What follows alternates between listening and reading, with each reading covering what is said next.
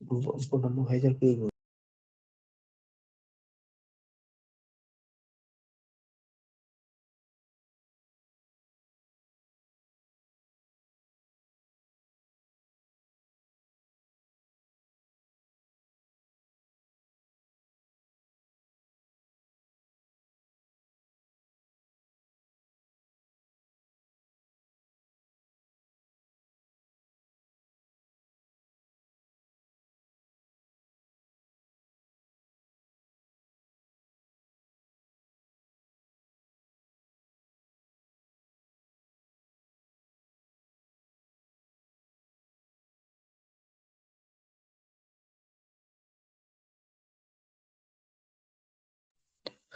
அஸ்ஸலாமு அலைக்கும். கிளாஸ் நடக்குதா?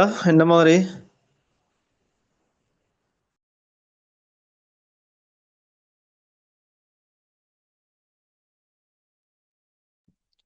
அஸ்ஸலாமு அலைக்கும். லைன்ல இருக்கிறார்கள், கொஞ்சம் பேசுங்களேன். கிளாஸ் நடக்குதா?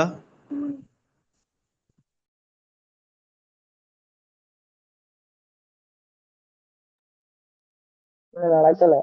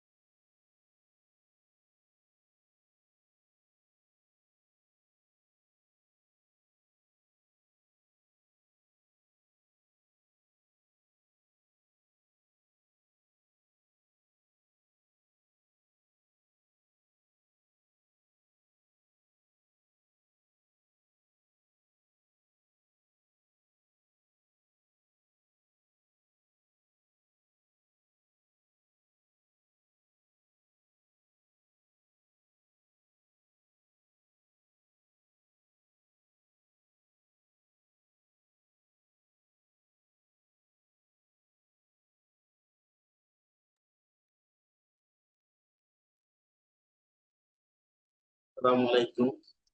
Good evening. கேக்குதா கிடைக்கிறது? ஸ்டார்ட் பண்ணுவோமா? கொஞ்சம் மைக் ஆன் பண்ணி சொல்லு. ஓ சார். ரைட். மத்தாக்கள் மைக்கை ஆஃப் பண்ணுங்க, தேவையான டைம்ல மட்டும் ஆன் பண்ணுங்க. சரி ஸ்டார்ட் பண்ணுவோம். ரைட். எல்லாருக்கும் நான் உங்களுக்கு ஒரு பேப்பர் ஒன்று ஷேர் பண்ண கிடைச்சா? ஓ சரி, ஒரு பேப்பர் ஒன்று ஷேர் பண்ணேன். ஓ கிடைச்சி. ரைட். அந்த பேப்பர்லயே பார்ப்போம், மிச்ச இடையில கலப்போம். இது டவுட்டுண்டா டென்ஸ் போடுங்க. அடுத்து வந்து நீங்க அன்மியூட் பண்ணி கதைக்கலாம். மற்றபடி மியூட்லேயே வச்சுக்கோங்க. ரைட். முதலாவது கேள்வி கொஞ்சம் பார்ப்போமா? இடையில பாதுகாக்க ஜாயின் ஆகுறாங்க, கொஞ்சம் கனெக்ஷன் பிரச்சனை ஆகுது. முதலாவது கேள்வியை பாருங்க. பல வெள்ளம் என அழைக்கப்படுவது. பல வெள்ளம் என அழைக்க பல வெள்ளம் எந்த யூனிட்?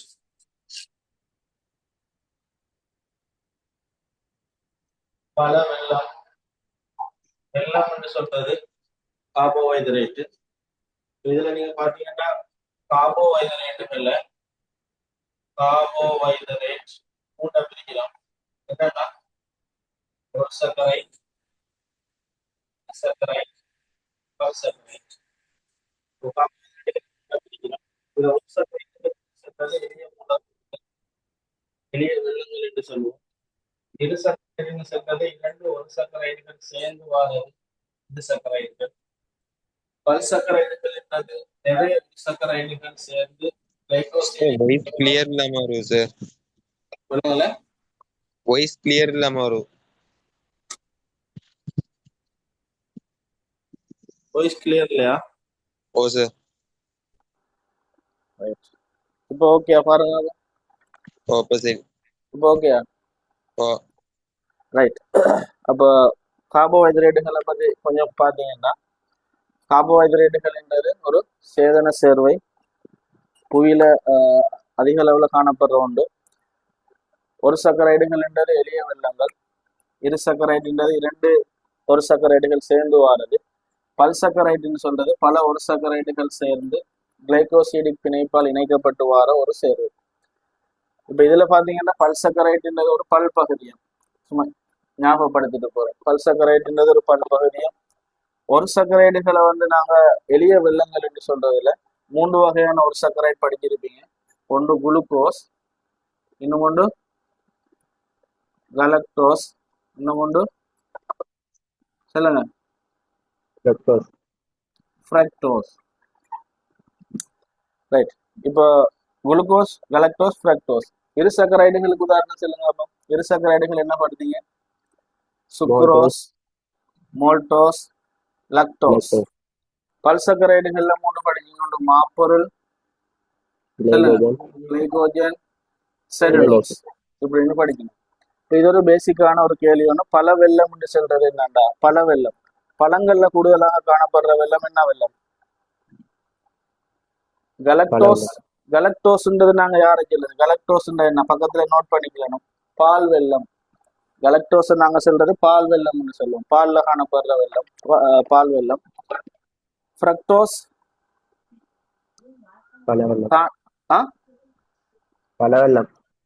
பழங்கள்ல காணப்படுறது ஃப்ரக்டோஸ். சுக்ரோஸ்ன்னு சொல்றது வெள்ளம், இனிப்பு இல்லைன்னா கரும்புல காணப்படுறது. பல வெள்ளம்னு சொல்றது ஃப்ரக்டோஸ். பல வெள்ளம்னு சொல்ல போற ஃப்ரக்டோஸ. அதே போல தானியங்கள்ல காணப்படுறது மோல்டோஸ். அதை நோட் பண்ணிக்கலாம். தானியங்கள்ல காணப்படுறது மோல்டோஸ். இப்படி அந்த முதலாவது ஒரு பேசிக்கான ஒரு கேள்வி ஒன்று. பல வெள்ளம் என அழைக்கப்படுறது யாருன்னு கேட்டா ஃப்ரக்டோஸ். சரியா? ரைட். அடுத்த கேள்வியை பாருங்க. ஒரு வேற கொப்பியன்னு எடுத்துக்கலுங்க, நோட் பண்ணுங்க. நேற்று நாங்கள் கதைச்சோம்.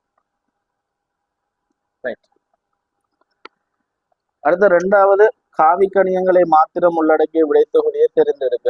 காவிக்கணியங்கள் எத்தனாவது விட? காவிக்கணியங்களை மாத்திரம் கொண்டது எத்தனை? 4வது. ரைட். கணியங்கள்ல இது சும்மா பேசிக்கான ஒரு கேள்வி. கணியம்னு சொல்றது, கணியங்கள்ல ரெண்டு டைப்பான கணியம் இருக்கு. ஒன்று எண்ணிக்கணியம், இன்னொன்று காவிக்கணியம். எண்ணிக்கணியம் பருமன் காணப்படும், திசை காணப்படாது. காவிக்கணியங்கள்ல பருமனும் காணப்படும், திசையும் காணப்படும். இப்படியான கணியங்கள் இது அடிக்கடி கேள்வியில வருது. உங்களோட முதல் 12 கேள்விக்குள்ள வார ஒரு கேள்வி தான் இந்த கணியங்கள் சம்பந்தமான அழகு சம்பந்தமான கேள்விகள். முதலாவது விட ஏன் பிள்ளண்டா, அதுல எது காவிக்கணியம்? முதலாவது விடையில காவிக்கணியம் இது. அப்ப நீங்க உங்களோட நோட்ஸ்ல கொஞ்சம் செப்பரேட் பண்ணிக்கோங்க. எண்ணிக்கணியங்கள், காவிக்கணியங்கள். எண்ணிக்கணியங்களுக்கு உதாரணம் போடுங்க, காவிக்கணியங்களுக்கு உதாரணம் போடுங்க. முதலாவது கதி. கதி என்ன கணியத்துக்குள்ள வரும்? கதி என்ன கணியம்? எண்ணிக்கணியம். அதே வேகம்னு எடுத்தீங்கன்னா காவிக்கணியம். என்ன காரணம்டா, கதின்றது தூரத்தின் கீழ் நேரம், இது இடப்பெயர்ச்சியின் கீழ் நேரம். தூரமும் இடப்பெயர்ச்சியும் வித்தியாசம் தெரிஞ்ச உங்களுக்கு. தூரம் என்று சொல்றது ஒரு ஆரம்ப புள்ளிக்கும் இறுதி புள்ளிக்கும் இடையில பயணம் செய்த மொத்த நீளம். இடப்பெயர்க்கின்றது குறுகிய செங்குத்து நீளம். இடப்பெயர்ச்சிக்கு ஒரு குறித்த திசை ஒன்று இருக்கும், ஆகவே இது ஒரு காவிக்கணியம். தூரத்துக்கு ஒரு குறித்த திசை ஒன்று இருக்காது, திசை இருக்கும், குறித்த ஒரு திசை இருக்காது, ஆகவே இது ஒரு எண்ணிக்கணியம். அப்ப கதை தூரம் சார்பாக வருது எண்ணிக்கணியம், வேகம் இடப்பெயர்ச்சி சார்பாக வருது காவிக்கணியம். அப்ப நோட் பண்ணிக்கலுங்க அதெல்லாம். அப்ப கதின்றது எண்ணிக்கணியம், வேகம்ன்றது காவிக்கணியம். வேலை, வேலை என்ன கணியம்? வேலை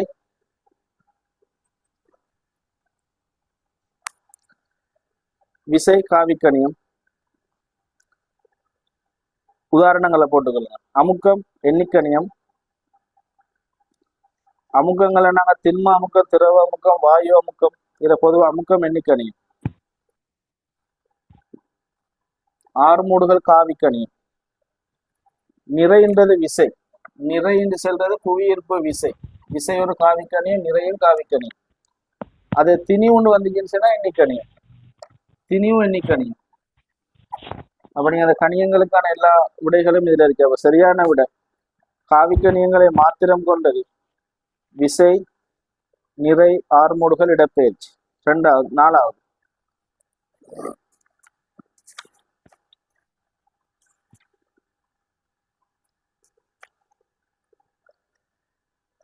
இதே மாதிரி பாத்தீங்கன்னா 2013ஆம் ஆண்டு, 2013ஆம் ஆண்டு ஒரு பாஸ் பேப்பர்ல வந்துருக்கு. சாரி, 2019ஆம் ஆண்டு 3வது எம்சிக்கு பின்வருவனவற்றில் காவிக்கணியமாக கருதப்படுவது எது? இடப்பெயர்ச்சி, தூரம், அமுக்கம், வேலை. சொல்லுங்க அப்போ, இதுல எது காவிக்கணியம்? 2019ஆம் ஆண்டு வந்தது, தேவைன்னா நீங்க பார்க்கலாம். காவிக்கணியமாக கருதப்படுவது இடப்பெயர்ச்சி ஒன்று, தூரம், தூரம் எண்ணிக்கணியம், அமுக்கம் எண்ணிக்கணியம், வேலை எண்ணிக்கணியம். அப்ப இடப்பெயர்ச்சி காவிக்கணியம். இல்லைண்டா, அது 2019ஆம் ஆண்டு வந்தது. அதே மாதிரி 2024ஆம் ஆண்டு எல்லாம் பாஸ் பேப்பர் மாடலா தான் வரும். 2024ஆம் ஆண்டு 2வது எம்சிக்கு ஒன்று வந்துருச்சு. பின்வரும் சோடிகளில் காவிக்கணியமான உள்ள சோடி எது? விசையும் திணிவும். விசையும் திணிவும் என்ன கணியம்? விசையும் திணிவும் என்ன கணியம்? விசை வந்து காவிக்கணியம். விசை காவிக்கணியம், திணிவு எண்ணிக்கணியம். அப்ப அது பிள்ளை. அடுத்தது கதியும் வேலையும். கதி எண்ணிக்கணியம், வேலையும் எண்ணிக்கணியம். அப்ப அதுவும் பிள்ளை. அமுக்கமும் ஆறுமூடுகளும். அமுக்கம் எண்ணிக்கணியம், ஆறுமூடுகள் காவிக்கணியம். நாலாவது விட வேகமும் இடப்பெயர்ச்சி ரெண்டும் காவிக்கணியம். அப்ப உங்களுக்கு இதுல இருந்து விளங்கும் என்னன்னா, இந்த கணியங்கள் ஒரு முக்கியமாக கேள்வியா வருது. அப்ப வார விடைகள் எல்லாமே கொஞ்சம் ஒரு சிலபஸுக்கு உட்பட்டதுதான். அப்ப எல்லாமே ஒரே தொகுப்புல நீங்க நோட் பண்ணிக்கோங்க. அப்ப நாங்க பாக்குற 2வது கேள்வியில சரியா விளக்க உரை. அப்ப நீங்க எண்ணிக்கணியத்துக்கு என்னென்ன போட்டீங்க? ஒரு ஆள் சொல்லுங்க. அப்போ எண்ணிக்கணியத்துல போட்டது என்னென்ன உதாரணங்கள்? திணிவு, நேரம், கதி, தூரம், வெப்பநிலை, மின்னோட்டம், அமுக்கம். ரைட். வேலை போடுங்க, திணிவு போடுங்க, கதி போடுங்க, தூரம், சரியா, ரைட், அமுக்கம், இதெல்லாம் எண்ணிக்கணியம். அடுத்தது காவிக்கணியத்துக்கு எழுதிக்கோங்க. வேகம், இடப்பெயர்ச்சி, விசை, விசை. ஆர்மோடுகள், நிறை. சரியா? Right, okay. அப்போ உங்களுக்கு பாஸ்ட் பேப்பர் 2 கேள்வி சொல்லியிருக்கேன். முதல் கேள்வி பார்த்துட்டு போறோம். பாஸ்ட் பேப்பர் எப்படி வந்திருக்குன்னு உங்களுக்கு வரும். ரைட். அடுத்த கேள்வி என்ன? 3வது கேள்வியை பாருங்க.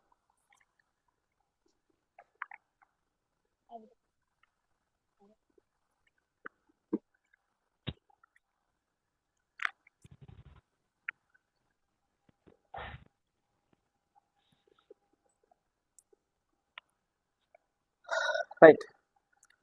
3வது கேள்வியில ஒரு சின்ன மயக்கம் ஒன்று இருக்கு. எத்தனையாவது விட பார்த்தாக்க 3வது கேள்விக்கான விட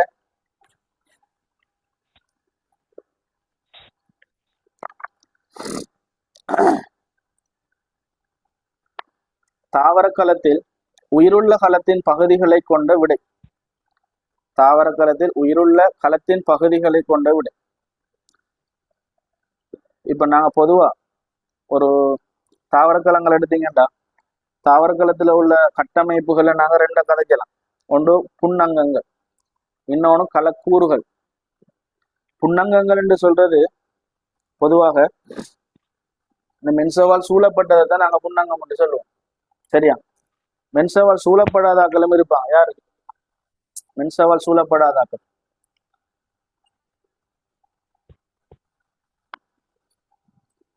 மென்சவால் சூழப்படாதா. அப்ப 3வது கேள்விக்கான விளக்கம், ஒரு களத்தை எடுத்தீங்கன்னா களத்துல வந்து தாவர களத்துல ஆகவும் வெளிப்புறமாக இருக்கிறார். சொல்லிட்டு போங்க. ஆகவும் வெளிப்புறமாக இருக்கிறார். கலைச்சுவர். கலைச்சுவர். ரைட். இதை சொல்றது கலைச்சுவர். கலைச்சுவருக்கு அடுத்ததாக இருக்கிறாள் சொல்றது என்ன பேர்? களமென்சவு. தாவர காலத்துல மத்தியில பாத்தீங்கன்னா பெரிய ஒரு புன்வெட்டிடம் ஒன்று இருக்கு. பெரிய ஒரு புன்வெட்டிடம் கரு இருக்கும். இரட்டை மென்சவால் சூழப்பட்டது. அதுக்குள்ள புன்கரு இருக்கும். நிறமூர்த்தங்கள் எல்லாம் இருக்கும். பச்சை ஒரு மணிகள் இருக்கும். பச்சை ஒரு மணிகள். தைலகோயிட் மென்சவு உள்ளுக்கரிக்கும். இலைமணி இருக்கும். மடிப்படைந்ததாக இருக்கும். முச்சி முகடுகளாக. அகமுதல் ஒரு சிறுவலை இருக்கும். கருவறை வெளிப்புறமாக. கொல்கி உபகரணம் இருக்கு. கொல்கி உடல் இருக்கு. இதெல்லாம் வந்து தாவர கலங்கள்ல காணப்படுறது. ரைபோசோம் இருக்கு. ரைட். இதுல ஏதாவது டவுட் இருக்கா? தாவர களத்துல உள்ள பகுதிகள் இது தெரியும்தான். இப்ப கேட்ட கேள்வி தாவர களத்துல உயிருள்ள பகுதிகளை கொண்டது. உங்களுக்கு தெரியும் தாவர களத்துல உயிரற்ற ஒரு கூறு இருக்குன்னு சொன்னா அது என்னது?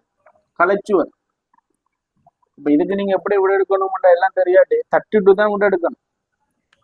கலைச்சுவர் உயிரற்றது. நோட் பண்ணிக்கணும். கலைச்சுவர் உயிரற்ற ஒரு கூறு. களமென்சவு உயிர் உள்ளது. மென்சவு அது வந்து பதார்த்தங்களை தெரிவு செய்து உட்புக விடக்கூடியது. அப்ப உயிருள்ள ஒரு பகுதி ஒன்று களமென்சவு. கலைச்சுவர் உயிரற்றது. ரைட். அடுத்து வந்து பாத்தீங்கன்னா இந்த புன்வெட்டிடம் உயிர் உள்ளது களமென்சவு. ஆனா உள்ளுக்குள்ள கலைச்சாறுகள் எல்லாம் உயிரற்ற பதார்த்தம். அப்ப இதுல நீங்க முதல்ல விடைய பாத்தீங்கன்னா முதலாவது விடையும் 2வது விடையும் வராது. ஏன்னு சொல்லுங்க. அப்போ மைக்கா நீட் பண்ணுங்க. முதலாம் விடையும் 2வது விடையும் வராது. என்ன காரணம்? கலைச்சுவர் சார், அது உயிரற்றது. கலைச்சுவர் உயிரற்றது. அப்ப வந்து அது வராது. 4வது விடையில வந்து பாத்தீங்கன்னா இலைமணி. இந்த பொதுவாக நீங்க உயிருள்ளதாக இருக்கக்குள்ள ஒரு அணுசேர்ப்பு செயற்பாடு ஒன்று நடக்குது. ஒளித்தொகுப்பு நடக்கணும்டா ஒரு உயிருள்ள செயற்பாடு தானே ஒளித்தொகுப்பு. அப்ப உயிருள்ள கட்டமைப்பு. இலைமணி எடுத்தீங்கன்னா உயிருள்ள செயற்பாடு கலைச்சுவாசம் நடக்கணும். அப்ப அது ஒரு உயிருள்ள கட்டமைப்பு. புன்வெட்டிடத்தை எடுத்தீங்கன்னா புன்வெட்டிடத்துல உள்ள கலைச்சாறு உயிரற்ற கட்டமைப்பு. ஓகேயா? புன்வெட்டிடத்துல உள்ள கலைச்சாறு வந்து உயிரற்ற கட்டமைப்பு. அப்ப நாங்க அதை 4வது விடையும் கேன்சல் பண்ணலாம். அப்ப 3வது பொருத்தமா இருக்கும். எல்லாத்துக்கும் பொருத்தமா இருக்கிறது. இலைமணி கலைச்சுவாசம் நடக்கணும். ஒரு உயிருள்ள செயற்பாடு நடக்கிற ஒரு புன்னங்கம். களமென்சவு உயிருள்ளது. பதார்த்தங்களை தெரிவு செய்து செலக்ட் பண்ணி உள்ளுக்க போக விடணும். கொல்கியுடன் பச்சை உருமணி ஒளித்தொகுப்பு செய்யறது, கொல்கியுடன் பதார்த்தங்களை சுரக்கிறது, பொதி செய்யறது, விநியோகிக்கிறது. அப்ப உயிருள்ள களத்தின் பகுதிகளை கொண்ட விடைன்னா நாங்க எதை எடுக்கலாமா? ஆப்ஷன் எடுக்கல. மூன்றாவது விடை. இதுல எதுவும் டவுட் இருக்கா? இதுல நீங்க நோட் பண்ணிக்கலுங்க. தாவரக்கலங்கள்ல உயிர் உள்ளது, யார் உயிரற்றது, இந்த நோட் பண்ணிக்கலாம். உயிரற்றது உயிரற்றது கலைச்சுவர், உயிரற்றது கலைச்சுவர். சரியா? கலைச்சுவர். மற்றது உயிருள்ள கூறுகள். அடுத்த புண் வெற்றிடத்தை போடுங்க. புண் வெற்றிடம், அதுல கலைச்சாறு இருக்குது, கலைச்சாறு உயிரற்ற பகுதி. மற்றது உயிருள்ள பகுதிகள். அப்ப இதை கொஞ்சம் நோட் பண்ணிக்கலுங்க. ஒரு தாவர களத்துல வாருது. தொழில்கள் சம்பந்தமா அடுத்தடுத்த இதுல கொஞ்சம் பார்ப்போம். தேவையானது இப்ப நோட் பண்ணிக்கோங்க. சும்மா பார்த்துட்டு இருக்கானா நோட் பண்ணுங்க. ஒரு நோட் பண்ணதை நீங்க கூட காட்ட வேண்டி வரும். கலைச்சுவர் தொழில் பாதுகாப்பு. கலைச்சுவர தொழில பக்கத்துல டேஸ்ட் பண்ணி எழுதிக்கோங்க. பாதுகாப்பு வேற கலர் பேனோட யூஸ் பண்ணுங்க. கலைச்சுவர் வந்து பாதுகாப்பு. நோட் பண்றீங்களா?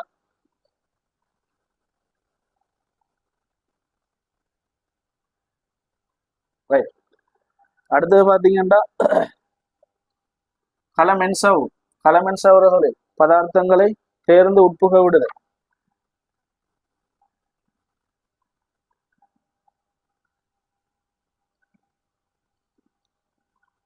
பதார்த்தங்களை தேர்ந்து உட்புக விடுதல். இன்னொரு நாளை கட்டமைப்பெல்லாம் விளக்கப்படுத்துறேன் கேள்வி வரும்போது. அடுத்தது பச்சை உருமணி ஒளித்தொகுப்பு, இலைமணி கலைச்சுவாசம், ஏடிபி சக்தி உற்பத்தி, ஏடிபி சக்தி உற்பத்தி. ரைட். அப்ப விட மூன்றாவது. இதுல எதுவும் டவுட் இருந்தா கேளுங்க. ரைட். இதோட வந்து பாஸ் பேப்பர் கேள்வியை ஞாபகப்படுத்துறேன். 2015 ஆண்டு 3வது கேள்வி வந்து நோட் பண்ணிட்டு நீங்க பார்க்கலாம், அல்லது இப்போ பார்க்கலாம். 2015 3வது கேள்வி. தாவரக்களத்தில் காணப்படும் உயிரற்ற கட்டமைப்பு பின்வருவனவற்றில் எது? தாவரக்களத்தில் காணப்படும் உயிரற்ற கட்டமைப்பு. முதலாவது பச்சை உருவம். உயிருள்ளதா உயிரற்றதா? உயிருள்ளது சார். உயிருள்ளது. கலைச்சுவர். உயிரற்றது. உயிரற்றது. Very good. கொல்கியுடல் உயிருள்ளது. ரைபோசோம் உயிருள்ளது. புரத தொகுப்பு செயற்பாடு மேற்கொள்ளுது. ரைபோசோம் மென்சவ் இல்லை, ஆனா அது தொழிற்பாடு புரதத்தை தொகுக்கணும். அது வந்து உயிருள்ளது, அது செயற்பாடு நடக்கணும். அது 2015. அதே மாதிரி 2023 ஒரு கேள்வி வந்துருச்சு. 2023 ஒரு தாவர களத்தில் உயிரற்ற கட்டமைப்பின இனங்காணப்பட்டது எது? ஒரு தாவர களத்தில் உயிரற்ற கட்டமைப்பு.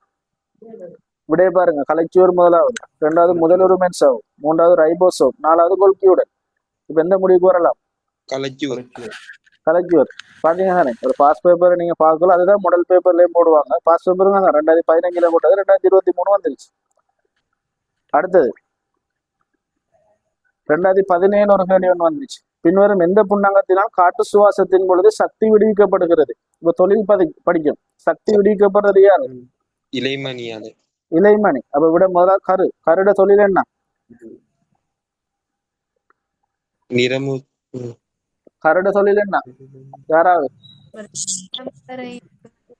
கள தொழிற்பாடுகளை கட்டுப்படுத்துறது. ஒரு கருவெடுத்து பாத்தீங்கன்னா பிள்ளை, கருவுல வந்து 2 மென்சவுகள் இருக்கு. ஒன்று உள் மென்சவ், அடுத்தது வந்து வெளி மென்சவ். கருவை பத்தி கொஞ்சம் கலக்கி விடுறேன். கரு 2 மென்சவுக்கும் இடையில இடைவெளி காணப்படும். இதை சொல்றது கரு நுண்துளைகள். கரு நுண்துளை என்று சொல்லுவோம். கருவுக்கு உள்ளுக்கு இருக்கிறது தாயம். இதுக்குள்ள வந்து பாத்தீங்கன்னா புன்கரு இருக்கு. அடுத்து நிறமூர்த்த வலைகள் இருக்கு. நிறமூர்த்த வலைகள் இருக்கு, குரோமட்டின் என்று சொல்லுவோம். இந்த வெளி மென்சவுல தொடர்ச்சியாக இருக்கிறார் தான் யார் இவர்? இவருக்கு பேர் என்ன? இவர் யாரு? அகமுதலொரு சிறுவலை. அகமுதலொரு சிறுவலை. அகமுதலொரு சிறுவலையில ரைபோசோம் இருக்கும் சில இடத்துல. அதுக்கு பேர் என்ன? ஆர்இஆர். ரைபோசோம் இல்லாதார் எஸ்சிஆர். இவரை சொல்றது புன்கரு. இவரை சொல்றது நிறமூர்த்த வலைகள்.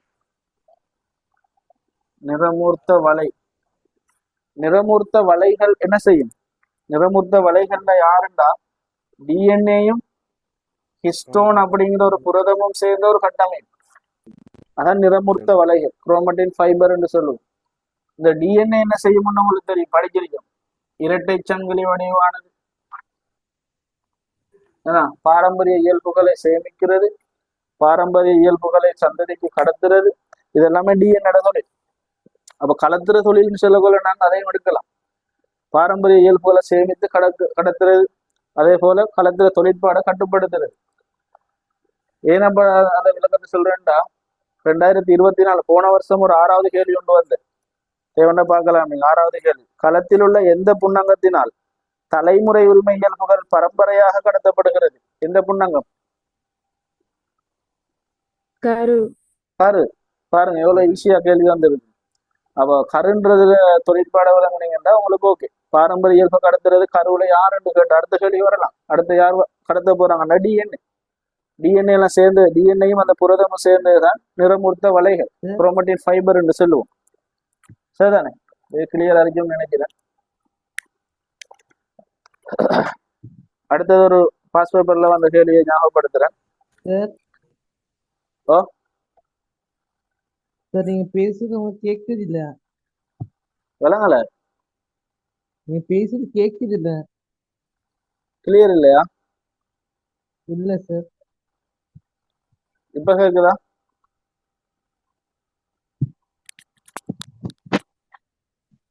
எங்களை கவரேஜும் ஓகே, உங்களோட சைடு கொஞ்சம் எல்லாருக்கும் அப்படியா கேக்குதா? மத்தாக்களுக்கு கேக்குது சார்.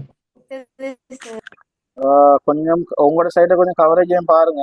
நானும் ஃபைபர் கனெக்ஷன் தான் எடுத்திருக்கேன், உங்களுக்கு கேட்காம இருக்குமுண்டு. மைக்கும் வேறையா போட்டிருக்கேன், உங்களுக்கு சிக்கல் வரப்படாண்டு கொஞ்சம் பாருங்க.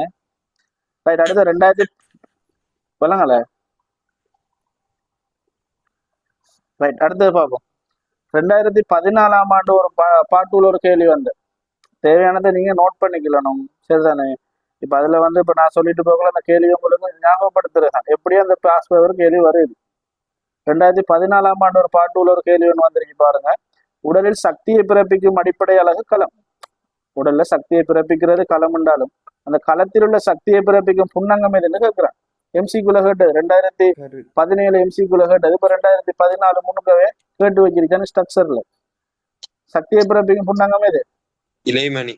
இலைமணி. அடுத்த கேள்வி கேட்டிருக்கான், அணுசேப செயற்பாட்டின் மூலம் களத்தில் சக்தி பிறப்பிக்கப்படுகிறது. சக்தியை பிறப்பிக்கிற அணுசேப செயற்பாட்டுக்கு என்ன பேர்? என்ன பேர்? சக்தியை பிறப்பிக்கிற அணுசேப செயற்பாட்டுக்கு என்ன பேர் பிள்ளை? கலைச்சுவாசம். கலைச்சுவாசம். அவ்வளவுதான். கலைச்சுவாசத்தின் மூலமா தானே சக்தி பிறப்பிக்கப்படுகிறது. அப்ப அதை ஒரு வருஷத்துக்கு இப்படி கேட்கலாம். கலைச்சுவாசத்துக்கான சமன்பாடு பாட்டுல கேட்கலாம். கலைச்சுவாசத்துக்கான சமன்பாடு யாராவது சொல்லுங்க.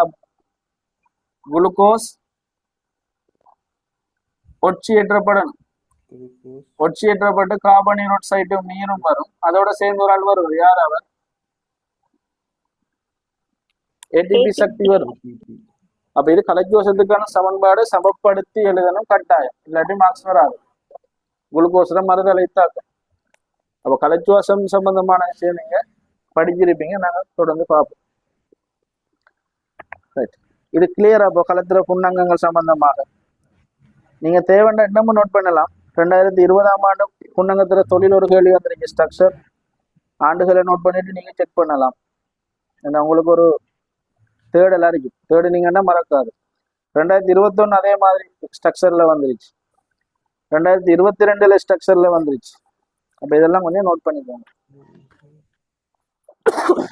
ஃபர்ஸ்ட் கிளாஸ் இன்ட்ரடக்ஷன்ல உங்களுக்கு சொல்லியிருக்கேன் கேள்விகள ஸ்ட்ரக்சர். ஃபர்ஸ்ட் கிளாஸ்ல வந்தாங்களே தெரியும்.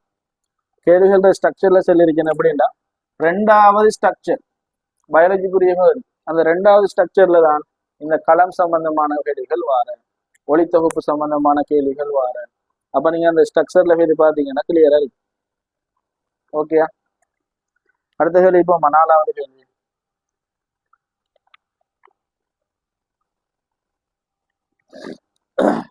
ரைட், 4வது எந்த அலகுக்குள்ள வந்திருக்குன்னு சொல்லலாமா யாராவது? Hydro carbon. ஐதரோ கார்பன்கள். படத்தில் காட்டப்பட்டிருப்பது சில ஐதரோ கார்பன்களின் கட்டமைப்பாகும். எத்தேன் புரப்பேன் என்பவற்றுக்கு பொருத்தமான கட்டமைப்பாக இருப்பது.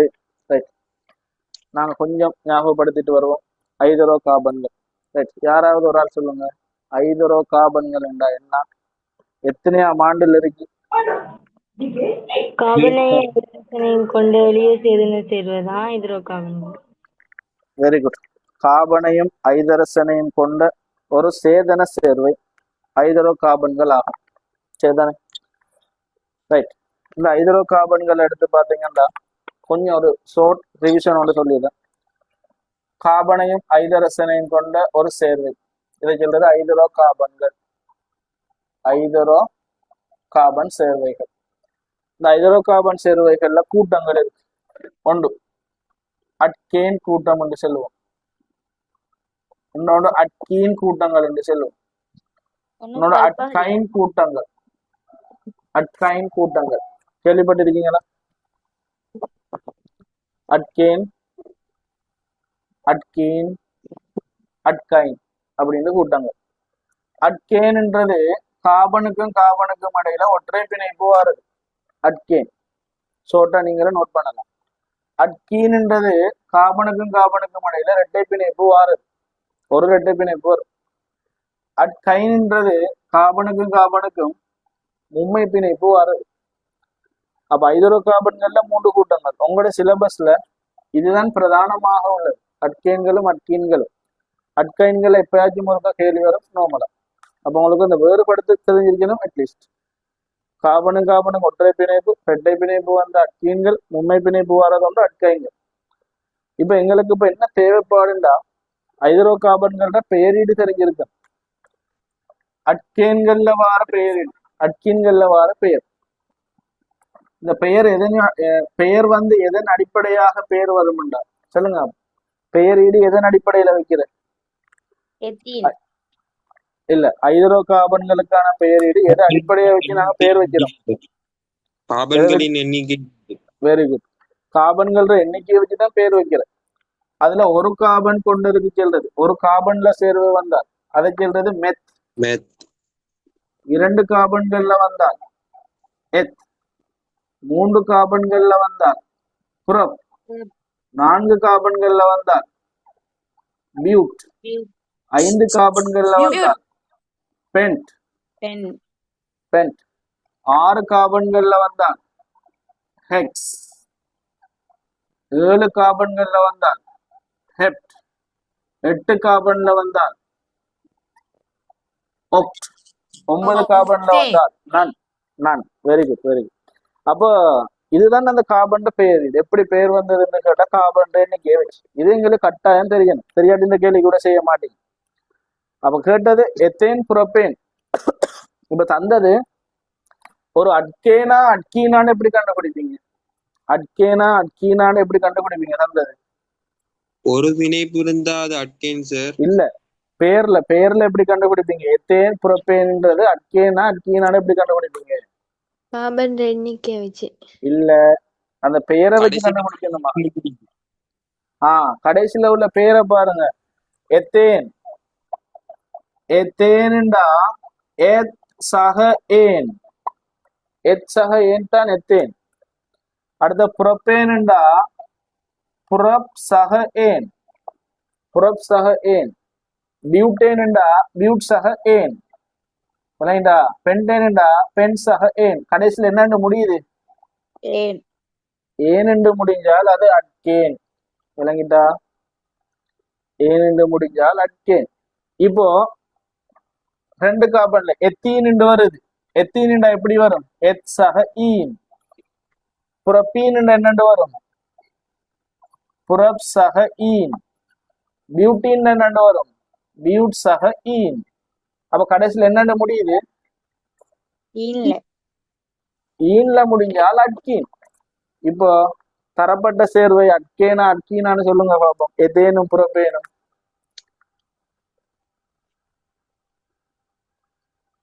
சொல்லுங்க. அட்கேன். இப்ப சொல்லு, எதேன் வந்து எத்தனை கார்பன் கொண்டது? எத்தனை கார்பன் கொண்டது? 2 கார்பன். எத் சக ஏன். அப்ப எதேன் வந்து 2 கார்பன் கொண்டது. அடுத்தது புரோப்பேன் எத்தனை கார்பன் கொண்டது? 3. 3 கார்பன் கொண்டது. அப்ப 2 கார்பன் கொண்டது 3 கார்பன் கொண்ட அட்கேனை கண்டுபிடிக்க போறீங்க. முதலாவது விட என்ன சொல்லலாம்? முதலாவது அட்கேனா அட்கீனா? அட்கீன். அட்கீன். ஏன் சொல்றீங்க? கார்பனு கிடையாது, ரெட்டை பிணைப்பு இருந்துச்சு. ஓ அந்த அட்கீன்ல வந்து அது எத்தனை கார்பனை கொண்ட அட்கீன்? 2 கார்பன். 2 கார்பனை கொண்டிருந்த அதுக்கு பேர் என்ன? எத்தீன். இல்லைங்களா? பக்கத்துல நீங்க நோட் பண்ணலாம், எத்தீன். ரெண்டாவது விட பி என்னது? ரெண்டாவது விட என்ன? பி. அட்கேனா அட்கீனா?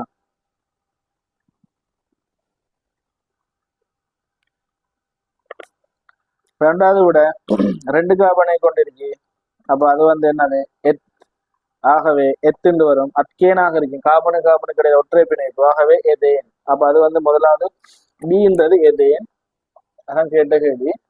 மூன்றாவது படத்தை பாத்தீங்கன்னா 3 கார்பன் கொண்டது புரோப். அது கார்பனு கிடையாது, ஒற்றை பிணைப்பு இருக்கு, அட்கேன். ஆகவே புரோப்பேன்.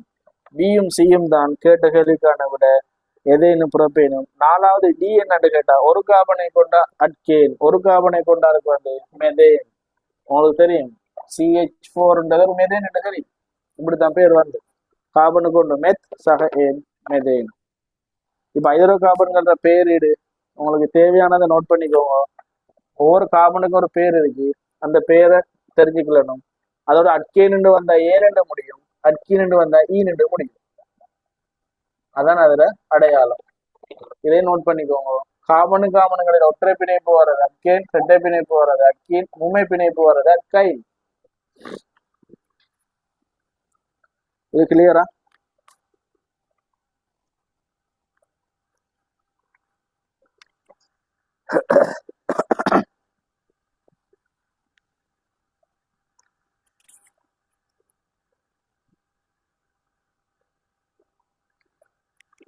ரைட். அப்ப நீங்க பாஸ் பேப்பர்ல பார்க்கலாம். பாஸ் பேப்பர்ல உங்களுக்கு பல்பகுதியங்கள்ல கேள்விகள் வந்து இருக்குதுல்ல. இது 2017ஆம் ஆண்டு ஒரு கேள்வி, இசை கேள்வி உண்டு. 2017 6வது இசை கேள்வியில இந்த கட்டமைப்புகள் தந்து போட்டு பேர் கேட்டு இருக்காங்க. சரிதானே? எத்தீன், எத்தேன், அந்த கட்டமைப்புகள் வந்து பேர் கேட்டு இருக்காங்க. கொஞ்சம் பாருங்க. இப்ப இதோட சம்மந்தப்பட்டு வரல. ரைட். 5வது கேள்வி.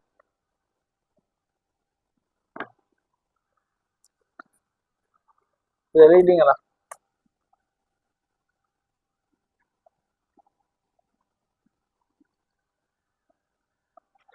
ரைட். 5வது கேள்வி. அலையின் குறிக்கப்பட்டுள்ள தரவை கொண்டு விடை எழுதுக.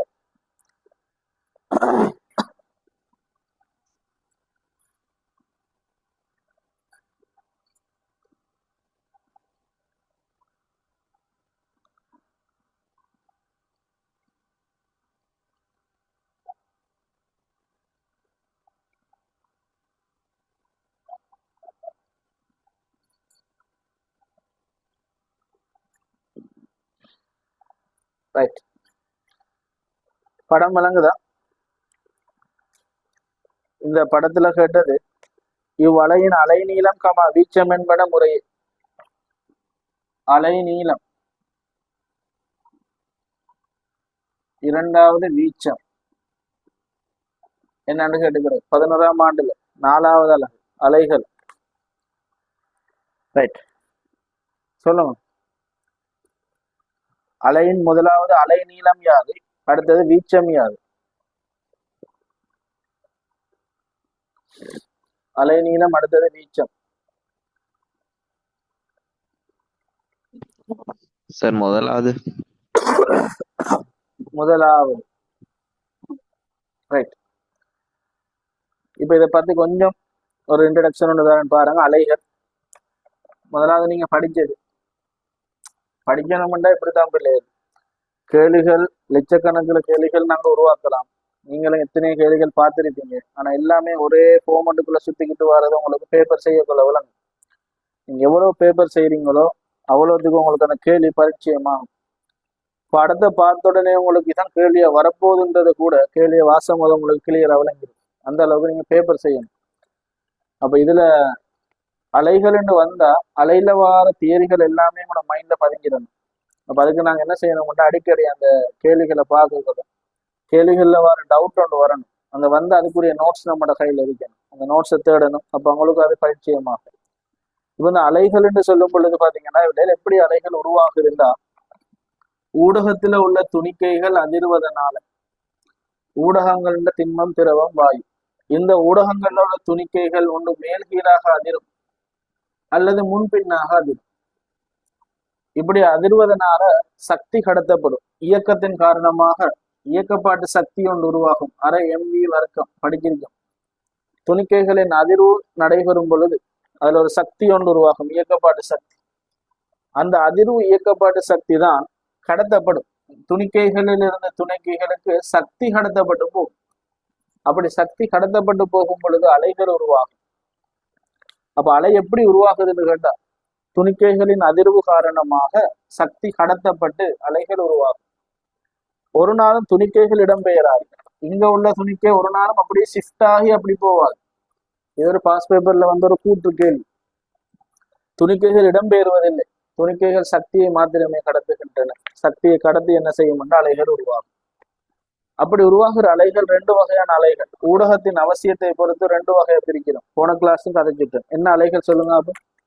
மின்காந்த அலை, பொறிமுறை அலை. Very good. ஒன்று பொறிமுறை அலை, இன்னும் ஒன்று மின்காந்த அலை. ஊடகத்தின் தேவையை பொறுத்து நாங்க ரெண்டா பிரிச்சிருக்கோம். போன கிளாஸ்ல ஒரு சூழல் பிரச்சனை படிக்கும் பொழுது என்னது ஓசோன் படை வரிதாக்கத்துல கதைக்கிறேன். யூவிக் கதிர்வாரண்டு.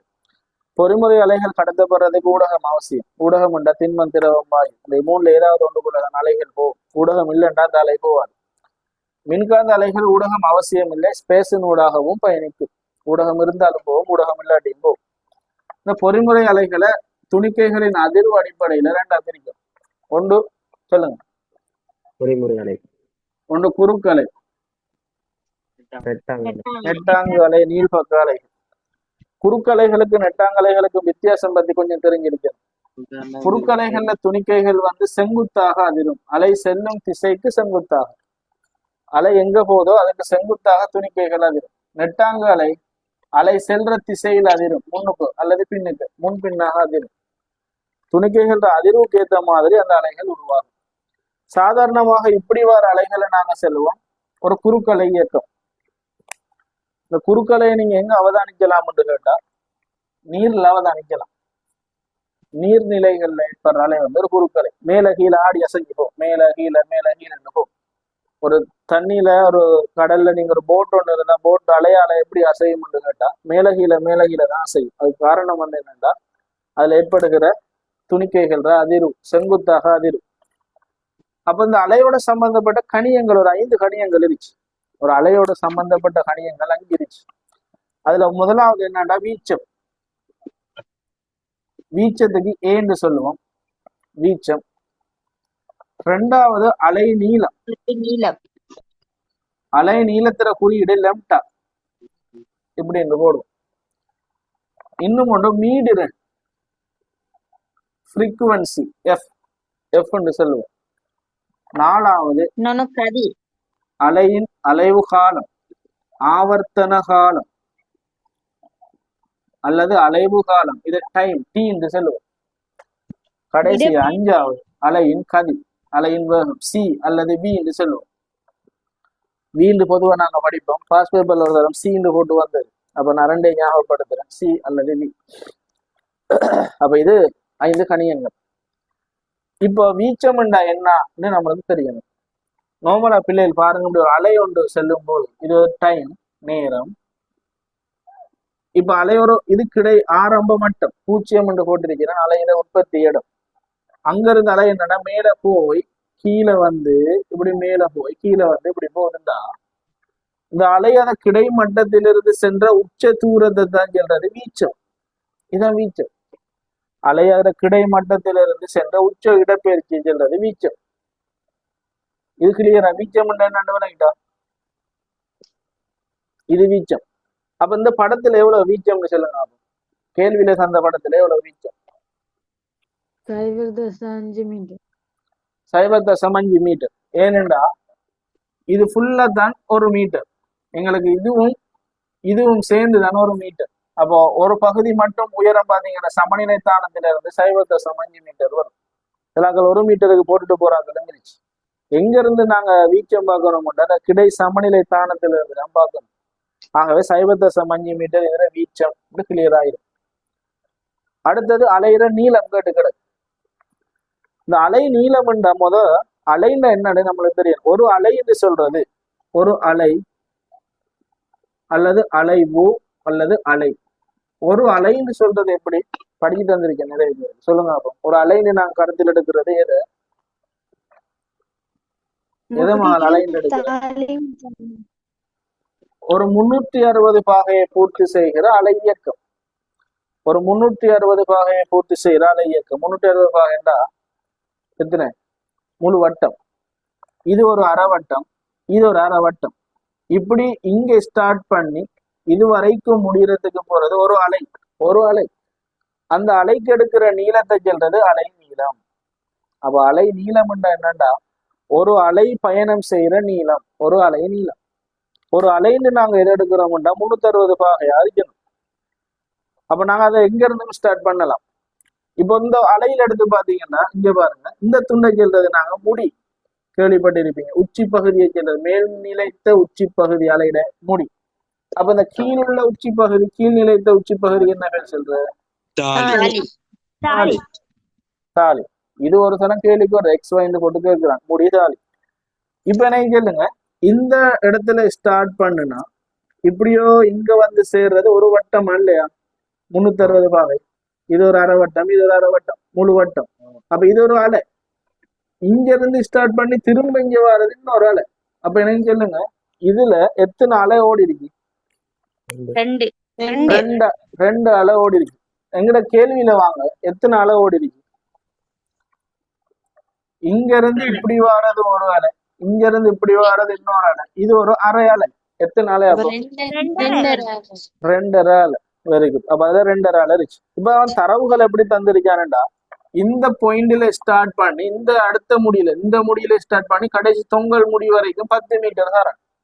அப்ப நாங்க இது எத்தனை அலை 10 மீட்டர்ன்றதை நாங்க கால்குலேட் பண்றோம்டா அந்த இந்த கான்செப்ட் விளங்கணும். ஒரு 360 பாகை அலையை நாங்க கருத்தில் எடுக்கணும். இங்க ஸ்டார்ட் பண்ணுங்க. இங்க இருந்து வந்து இது காவட்டம் வேணா, இதுல இருந்து இது காவாசி வட்டம். இங்க வந்துச்சுன்னா ஒரு அரை வட்டம், இது முக்கால் வட்டம், இங்க வந்தா ஒரு முழு வட்டம். அப்ப இந்த முடிக்கும் இடையில ஒரு முழு வட்டம் வருதா இல்லையா? அப்ப இது ஒரு அலை. இங்க இருந்து இங்க வர்றது ஒரு அலைண்டா, இங்க இருந்து திரும்ப இங்க வர்றதுனால 2 அலை. அப்ப 2 அலைக்கு எத்தனை மீட்டர் வந்து கிடக்கு? 10 மீட்டர். அப்ப ஒரு அலைக்கு எத்தனை மீட்டர்? 5 மீட்டர். அப்போ ஒரு அலைக்குரிய மீட்டர் தான் அலை நீளம். அப்ப 5 மீட்டர் சிம்பிளா கண்டுபிடிக்கலாம். ஒரு அலைக்குரிய நீளம் அலை நீளம். அப்ப எங்களோட கேள்வியில வீச்சம் 0.5, அலை நீளம் 5 மீட்டர். கேள்வி கேட்ட ஓர்டர்ல நம்மட பார்க்கணும். இல்லாட்டி 2வது விடைய போட்டு வருவீங்க. 5 மீட்டர் என்று சொல்றது அலை நீளம், வீச்சம் 0.5 மீட்டர். இப்ப அலைன்னா என்னன்றது உங்களுக்கு கிளியர் ஆயிட்டா?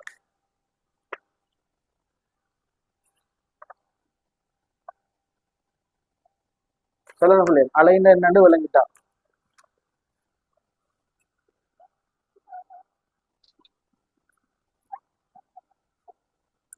இந்த கேள்வியில அலை நீளத்தை சொல்லுங்க.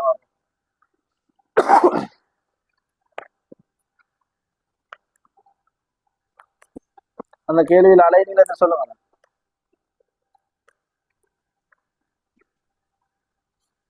இருபது மீட்டர். எத்தனை? 20 மீட்டர். 20 மீட்டர். ஓகேயா? இதுல எத்தனை அலைன்னு சொல்லுங்களேன். 1.5. இங்க இருந்து இங்க ஸ்டார்ட் பண்ணி போறது ஒரு அலை, இது இன்னொரு அரை அலை. 1.5 அலைக்கு 30 மீட்டர்ண்டா ஒரு அலைக்கு எவ்வளவு? அரை அலைக்கு 10 பிரிக்கலாம். இது 10 இது 10 இது 10. அப்ப 10 10 10 30. அப்ப இங்க ஸ்டார்ட் பண்ணி இங்க முடியறதுக்கு மொத்தம் 20 மீட்டர் போகணும். அதான் அலை நீளம். அது விளங்கிட்டா? ரைட். இப்ப இதை சொல்லுங்க எனக்கு. 2 மீட்டர். வீச்சம் எவ்வளவு? 1 மீட்டர். 2 மீட்டர். எப்பவுமே ஒரே மாதிரி யோசிக்கப்படாது. நம்ம விஞ்ஞானிகள் எப்பவுமே வீச்சம்ல என்ன வரைவிலக்கணம் சொன்னேன், இந்த கிடைமட்டத்திலிருந்து உயரம் தந்ததே அதுதான். கிடைமட்டத்துல தான் உயரம் தந்து கிடக்கு. அப்ப என்னதுக்கு நாங்க 2 அளவு விரிக்கணும்? ஒரு 2 மீட்டர் தானே வீச்சம். உங்களுக்கு இப்படி தந்ததா, இப்படி தந்ததா? இல்லை, இப்படி ஃபுல்லா 2 மீட்டர் தானே. நீங்க என்ன செய்யணும்? இருக்கும் இடையில 2 அளவு அரைவாசி நீங்க எதிர்பார்க்கலாம். இப்ப அப்படி தேவையில்லையே. இப்போ தந்தது ஒன்று மட்டும்தானே. விளங்கிட்டாது. வீச்சம் அலை நீளம் விளங்கிட்டா? இதுதான் பிள்ளை கேட்ட கேள்வி 2021ஆம் ஆண்டு. 2021ஆம் ஆண்டு. டவுட் ஆனால் பாரு. 2021ஆம் ஆண்டு கேட்ட கேள்வி. விளங்கல? எம்சிக்யூவா? எம்சிக்கு 33வது எம்சிக்கு. 2021 33வது எம்சிக்கு.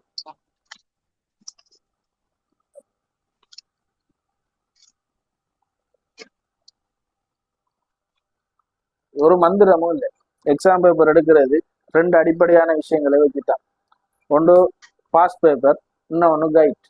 கைட்ல இல்லாத ஒன்று கேள்வியை வந்தால் ஓப்பன் மார்க்ஸ் வரும். பாஸ் பேப்பர்ல தழுவியமாய்த்தான் ப்ரொஃபஸர் கேள்வி எடுப்பாங்க. நாங்கள் ஒரு 5 வருஷம் பேப்பர் செஞ்சோம்டா ஒரு மந்திரமும் இல்லை, சுவராகி எடுக்கலாம். ஒரு ரொக்கெட் சயின்ஸும் இல்லை, ரொக்கெட் விடுற கதையும் இல்லை, லேஸ் எடுத்துட்டு போகலாம். அதான் உங்களுக்கு ப்ரூஃபை காட்டுறேன். டவுட் உண்டா நீங்க பாஸ் பேப்பரை பார்க்கலாம். 2021 33வது எம்சிக்கு இந்த படம் கொண்டு இருந்துச்சு. கேள்வி என்னான்னு பாருங்க. நீர் மேற்பரப்பு மீது செல்லும் ஒரு குறுக்கலையின் ஒரு குறித்த கணத்திலான அமைவு உருவில் காட்டப்பட்டுள்ளது. அப்ப குறுக்கலை அநேகமாக இப்படித்தான் வரும் என்று இப்ப நான் ஒரு விளக்கப்படுத்தினேன். குறுக்கலைட இயக்கம் இப்படித்தான் முடிசாலிகளை உருவாக்கியிருக்கு. இந்த அலையின் வீச்சமும் அலை நீளமும் முறையே. வீச்சம் எத்தனை கேட்கிறான், அலை நீளம் எத்தனை கேட்கிறான். சொல்லுங்க புள்ள, இதுல வீச்சம் எத்தனை? வீச்சம் 4. இப்ப இது 2 பிரிப்பீங்களா? வீச்சம் டிரெக்டா தந்து கிடக்கு 4, வீச்சம் 4. அலை நீளம் எவ்வளவு? 10 மீட்டர். அலை நீளம் 10 மீட்டர். இப்போ நம்மளுக்கு சென்டிமீட்டர் எல்லாம் கண்ணுக்கு விளங்காது, மீட்டர்னு விளங்குங்களா? 10 சென்டிமீட்டர்.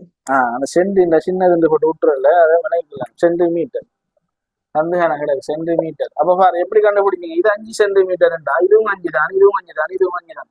நாங்க படிக்கிறது எப்படின்னா, ஒரு அலை வந்து ஒரு ஆவர்த்தன இயக்கமாக நடைபெறும். ஆவர்த்தன இயக்கம் என்றா இது எவ்வளவு சைஸ் அதே சைஸ் தான் கீழையும் இருக்கு. நான் வரைகிறது கொஞ்சம் வித்தியாசமா இருந்தாலும் ஒன்றுதான். அப்ப இது 5 சென்டிமீட்டர் என்றா இதுவும் 5 சென்டிமீட்டர், இதுவும் 5 சென்டிமீட்டர், இதுவும் 5 சென்டிமீட்டர். இந்த மொத்த அலையிட நீளம் எவ்வளவு ஒன்று கேட்டா எவ்வளவு கூட வரும்? இந்த மொத்த அலையிட நீளம் எவ்வளவு இருக்கு? 20 சென்டிமீட்டர். 20 சென்டிமீட்டர். இப்ப எத்தனை அலை இதுல இருக்குன்னு பாருங்க. ஒரு அலை, 2 அலை, 2 அலை தானே இருக்கு. 2 அலையும் அப்படின்னா ஒரு அலைக்குரிய நீளம் வந்து 10 சென்டிமீட்டர். விளங்கிட்டா? இது நான் வந்து சொல்லல, பாஸ் பேப்பர்ல வந்த கேள்வி.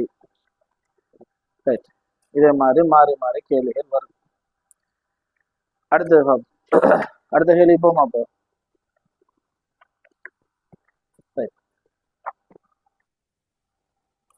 நீடிலனை பத்தி கலக்குமா?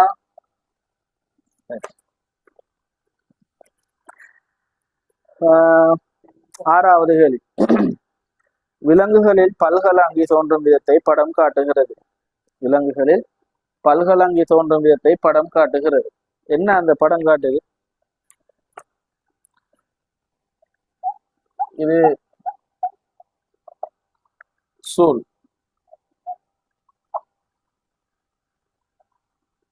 இது என்னடா விந்து.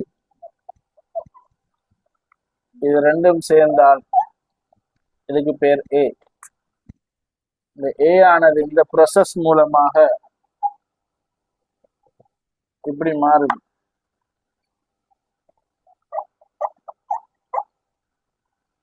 இது அப்படியே வந்து நிறைய வருது. களம் தானே, பல்கலம்.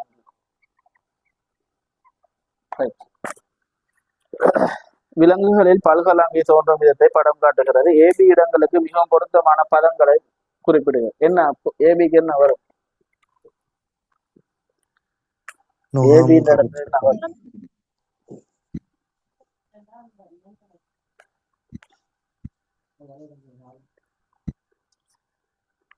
சொல்லுங்க.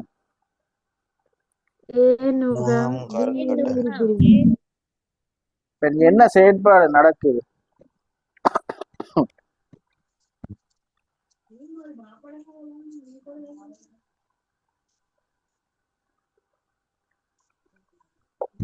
ரைட். ஏபீடங்களுக்கு மிக பொருத்தமான பதங்கள் முறையே. ரைட், கவனிங்க. இப்ப சூழ்ன்றது யாருண்டா பெண் புணரி. பெண் புணரி. விந்துன்றது யாருண்டா ஆண் புணரி. இரண்டு புணரிகளும் சேரும் பொழுது உருவாகிறது என்னண்டா நுகம். என்ன பேர்? நுகம். அது ரெண்டு பேரும் சேர்றதுக்கான பேர் என்ன? ரெண்டு பேரும் சேர்றதுக்கான பேர் என்ன? என்னது? கருக்கட்டல். கருக்கட்டல். அப்ப பெண் புணரி ஆண் புணரி ரெண்டும் சேர்றதுக்கு பேர் கருக்கட்டல். கருக்கட்டல் சேர்ந்து உருவாகிறது நுகம். இந்த நுகம் என்ன செயற்பாட்டால முளையமாக மாறும்? நுகத்துக்கு புறவாறு முளையம், முதிர் மூலவுறு, அடுத்து ஒரு பல்கல் அங்கியாக மாறப்போகுது, குழந்தையாக மாறப்போகுது. அப்ப இங்க நுகம் என்ன செயற்பாட்டால முளையமாக மாறும்? இப்படி அதுக்கு பேர் என்ன?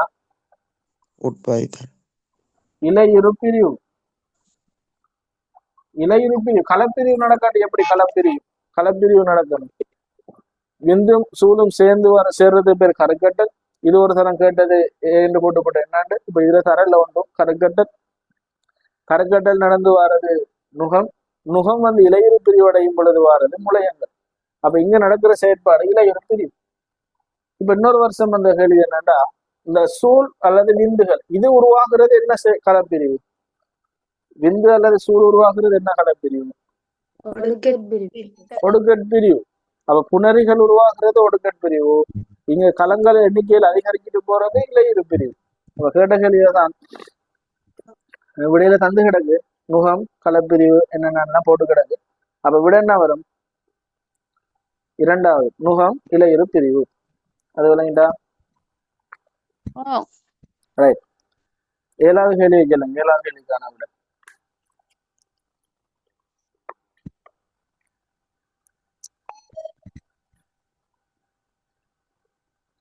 ஏழாவது கேள்விக்கான விட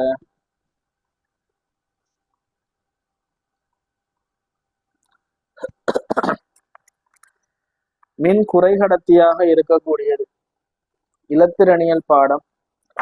இலத்திரனியல் பாடம் படிக்காதாக்களுக்கும் கொஞ்சம் விளங்குற மாதிரி கதைக்கிறேன், நோட் பண்ணிக்கோங்க. இலத்திரனியல் பாடம் முடிச்சிங்கன்னா கிளியரா விளங்கும். கடத்திகளை பொதுவாக நாங்க மின்னு கடத்தி அடிப்படையில ஒன்று கடத்தின்னு பிரிப்போம். ஒன்று கடத்தி,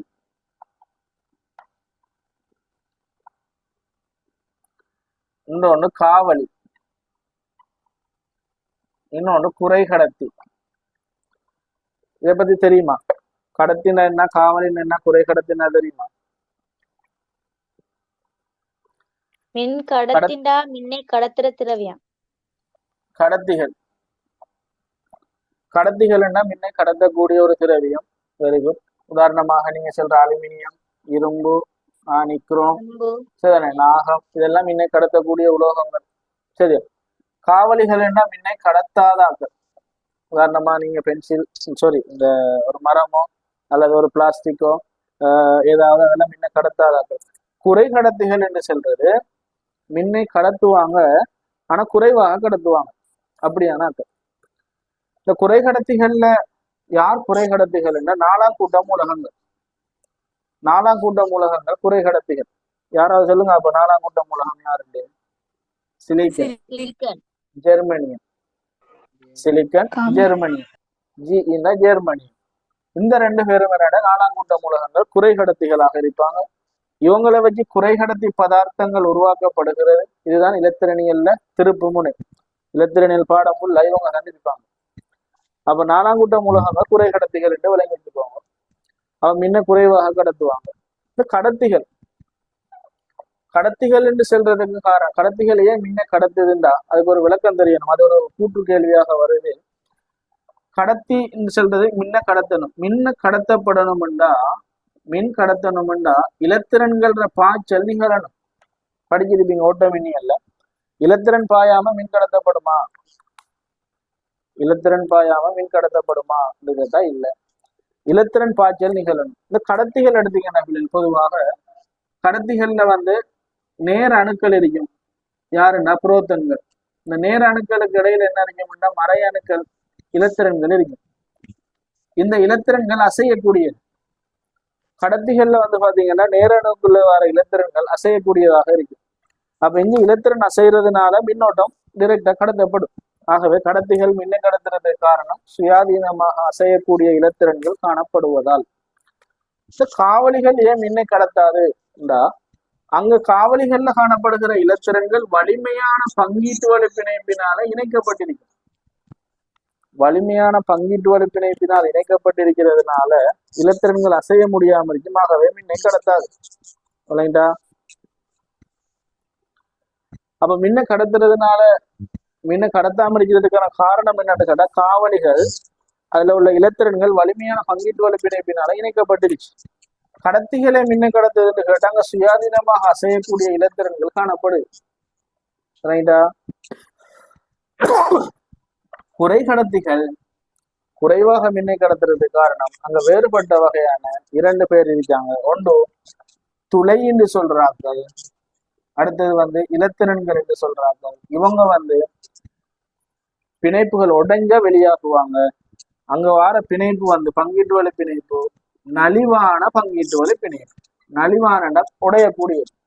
அப்படி நலிவான பங்கீட்டு வலு பிணைப்பு இருக்கிறதுனால எங்களுக்கு குறை கடத்திகள் கொஞ்சம் உடைஞ்சு மீனை கடத்தக்கூடியதா இருக்கு. அப்ப கடத்திகள் நல்லாவே மீனை கடத்தும், குறை கடத்திகள் ஓரளவு கடத்தும், காவலிகள் கடத்தாது. மீன் கடத்துகிறன் ஓர்டர் வந்தா கேள்வியில முதலாவது காவலி, காவலியை விட குறை கடத்தி, குறை கடத்தியோட கடத்தி சாதாரண அறை வெப்பநிலையில் என்று வரணும். அறை வெப்பநிலை இதை நோட் பண்ணிக்கோங்க. இவ்வளவு வாழ தெரிஞ்சா போதும். அப்ப விடைய நீங்களே சொல்லலாம். மின் குறை கடத்தியாக இருக்கிறது சிலிக்கன், 4ஆம் கூட்ட மூலகம். சோடியம் அலுமினியம் மின்ன கடத்தக்கூடியது அலுமினியம் சிறந்த கடத்தி. பொஸ்பரஸ் அல்லுலோகம் மின்னை கடத்தாது. சரிதானே? ரைட். சோடியம் வந்து அயனாக இருக்கும் பொழுது மட்டும் மின்னை கடத்தும், திண்ம நிலையில் மின்னை கடத்தாது. சரிதானே? ரைட். அப்ப விட வந்து 3வது சிலிக்கன். அப்ப இதை கொஞ்சம் நீங்க நோட் பண்ணிக்கலுங்க. குறை கடத்தின்றா யாரு இன்னும் நண்ட கடத்தக்கூடியாக்கள் என்ன காரணம்னு பக்கத்துல நோட் பண்ணுங்க. அசையக்கூடிய சுயாதீன இலத்திரன்கள் காணப்படுகிறது. காவலிகள் மின்னை கடத்தாது. என்ன காரணம் உண்டா? இலத்திரன்கள் வலிமையான பங்கீட்டு வலு பிணைப்பால் இணைக்கப்பட்டுள்ளது. குறை கடத்திகள் மின்னை ஓரளவு கடத்தக்கூடியது. சரிதானே? அது வரைக்கும் நோட் பண்ணுங்க. குறை கடத்தி யாருன்ற உதாரணம் எழுதிக்கோங்க. 4ஆம் கூட்டத்துல வர சிலிக்கன், ஜெர்மனியம்.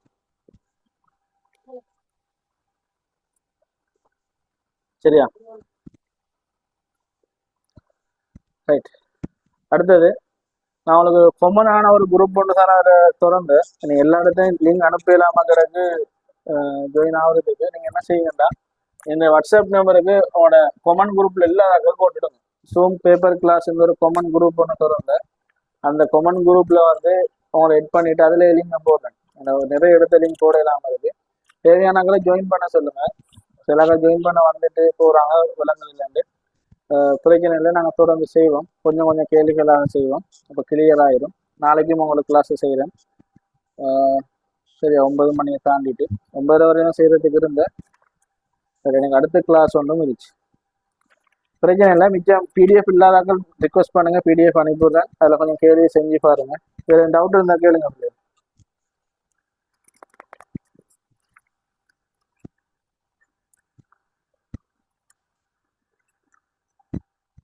அந்த போன ஃபர்ஸ்ட் கிளாஸ் வராதாக்கள் வந்துருக்கீங்களா? அன்றைக்கு ஃபர்ஸ்ட் கிளாஸ் வராதாக்கள் இன்றைக்கு வந்தாக்கள் இருக்கா? இருந்தாலும் கையை போட்டுடுங்க. இருக்கீங்களா? நாங்க வரல. யார் அது வராதாக்கள்? நீதா உசைமா. ரைட். அப்ப அந்த ஜூம் கிளாஸ்ல நான் அதுல ஜாயின் பண்றதுக்கு அந்த குரூப்ல போறேன், அனுப்பிடுங்க. ரைட். வேற சரி, மத்தாக்களை கொடுங்க பாப்பா, நான் டியூட்டர் அனுப்பிவிடுறேன். டவுட்னா கேளுங்க. சரியா? அடுத்தது இந்த எம்சிக்யூ கொஞ்சம் முடிக்கிட்டு மற்றதை பார்ப்போம். சரி. நாளைக்கு இருச்சா? நாளைக்கு இருந்துச்சு. நாளைக்கு இதே மாதிரி தான் போடுவோம். ஒரு 8 மணிக்கு கூட தான் போடுவோம். ஒரு வகுப்பு இருக்கு. சரி, ஓகே, சந்திப்போம். எல்லாம் நோட் பண்ணுங்க கோப்பியில.